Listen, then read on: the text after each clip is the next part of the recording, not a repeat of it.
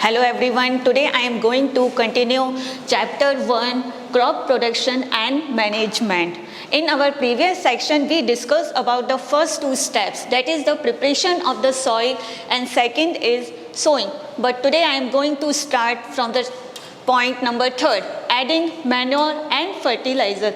As we know that when the crops grow, it take the nutrients and the minerals from the soil, and continuous supply of nutrients and minerals from the soil, it makes the soil nutrients deficient. So we need some extra nutrients to the soil. So farmers use manure and fertilizer. These are the extra nutrients, and these extra nutrients are in the form of manure or fertilizer. So first we will discuss about the manure. Manure are the organic substances produced by the farmers by the use of plants and animal waste. Farmers use the plants and animal waste and dump into the pits, and microorganisms decompose these materials and form the manure. Now next are the fertilizer. Fertilizers are the inorganic salts, and these are the particular rich in a specific type of minerals, and examples of the fertilizers are NPK, nitrogen, phosphorus and potassium. Second example is urea, and next is ammonium sulfate. But when we use the excessive use of fertilizer, it causes the water pollution.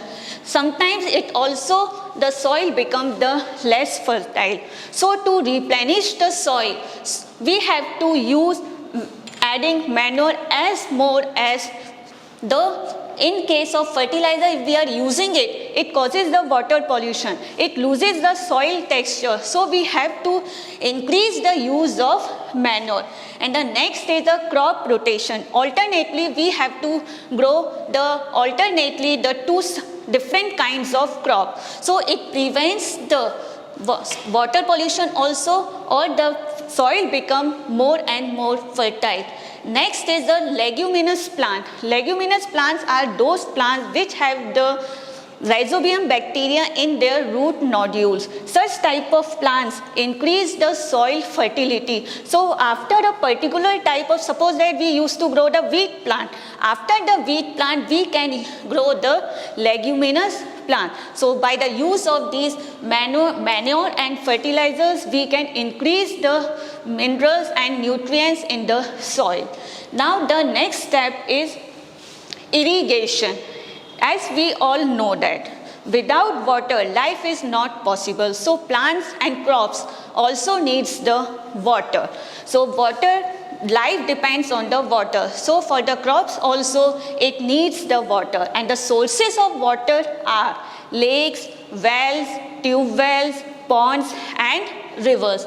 Now we will discuss about the two methods for the irrigation: traditional methods and modern methods. In traditional methods, farmers use the cattle and the human beings' labor.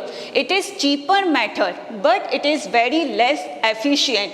And the examples of the traditional methods are the moat, dhekli, chain pump and rahat.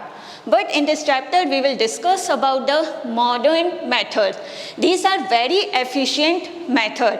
It needs the power, it needs the electricity, but it is more efficient. There are two types of modern method, that is the sprinkler system and next is drip system. In sprinkler system, where the land is uneven, the water availability is not reaches to the each and every crop. In such type of system, in such type of crops, we use the sprinkler system. In this sprinkler system, perpendicular pipelines are distributed all over the field, and when the water is supplied through the main pipeline, the water comes out through the rotating nozzle. You can see here such perpendicular pipelines are there, and in this the rotating nozzles are there. When water comes out through this rotating nozzle, it appears like it is raining. So each and every part of the crop gets the water. But in this system, the water is also wasted. Now next is drip system. Drip system, the water is not wasted. This type of system is used where the water is poorly available, and in this system the water reaches directly to the base of the roots, and plants or crops take directly water from such type of system. Now the fifth step, that is the protection from the weeds. Weeds are unwanted plants or undesirable plants grow along with our desirable plants. So they compete with the food, compete to respect with the food, nutrients and sunlight. So their removal is very essential.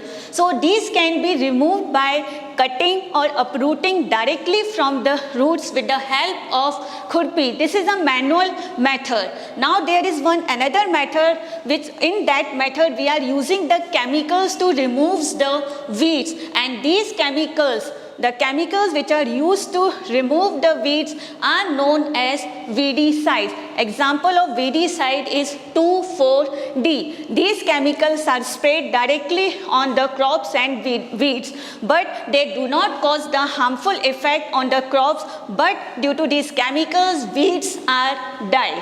Now the next step is harvesting. Harvesting is the cutting of mature crops. When our crops are fully grown, they are mature, then there is a need to cut these crops, and this process of cutting down the mature crop is known as harvesting. This harvesting is done with the help of a machine. That machine is known as harvester. Now after the cutting down, the seed grains are covered with the material that is known as chaff. So there should be the removal of the chaff from the seed grains, and removal of the chaff from the seed grain is known as threshing, and the machine which is used to remove these chaff from the seed grain are known as thresher. There is one machine that is known as combine. That combine is a combination of two machines, that is the harvester and the thresher. After that, the seventh step is the storage. Suppose that we have cut our matured grains after harvesting. Now their storage is very essential, because we used to store our grains for a long time. So their protection, their storage is very important. So this is an important step. If we have to protect, we have to save our grains from the moisture, insect, pest and the microorganism. If the grains are not properly dried, they have the moisture content, then they are easily attacked by the microorganism. So before storage, our seed grains should be dry under the sun.